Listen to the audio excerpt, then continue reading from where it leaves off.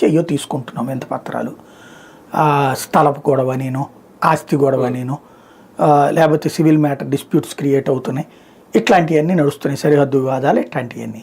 ఇవన్నీ పరిష్కరించగలుగుతుందా ప్రభుత్వం? లేదు. మిర్చి సమస్య వచ్చింది, ఏం పరిష్కరిస్తారు?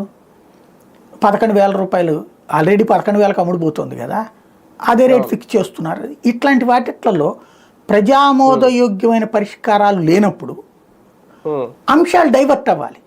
అంటే అది చర్చకి రాకూడదు. ఫర్ ఎగ్జాంపుల్ ఇప్పుడు గత కొన్ని రోజుల నుంచి మీకు కర్ణాటకలోనూ మహారాష్ట్రలో గొడవ క్రియేట్ చేశారు. 2 చోట్ల కాంగ్రెస్ వాళ్ళే. కర్ణాటకకు వస్తున్న మహారాష్ట్ర బస్సుల్ని ఆపి దాని మీద కన్నడ భాషలో లేదని చెప్పి డ్రైవర్లను కొట్టారు. ఇక్కడి నుంచి వెళ్ళిన బస్సులు మహారాష్ట్రలో కాంగ్రెస్ వాళ్ళు ఆపి వాళ్ళు కొట్టారు. మహారాష్ట్రలో బీజేపీ ప్రభుత్వం ఉంది, వాళ్ళు కొట్టాలి కానీ వీళ్ళు ఎందుకు కొట్టట్టు పోని ఆ లెక్కనైతే. అంటే 2 చోట్ల కాంగ్రెసే. ఎందుకని? కాంగ్రెస్ పాలన పట్ల అక్కడ విరక్తి వచ్చి కర్ణాటకలో ఓ పక్కన ఆ సీఎం డిప్యూటీ సీఎంల మధ్య గొడవలు, వీటితో నాశనం అవుతుంది అక్కడ. వాళ్ళు ఇచ్చిన సూపర్ 6లు అమలు కావట్లేదు అక్కడ. కాబట్టి ఏమవుతున్నది, దాన్ని డైవర్ట్ చేయాలి.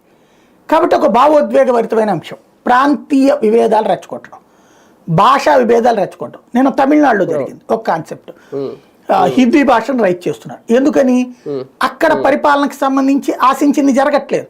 మొన్ననే 500 కోట్ల 600 కోట్ల రూపాయల అవినీతికి సంబంధించి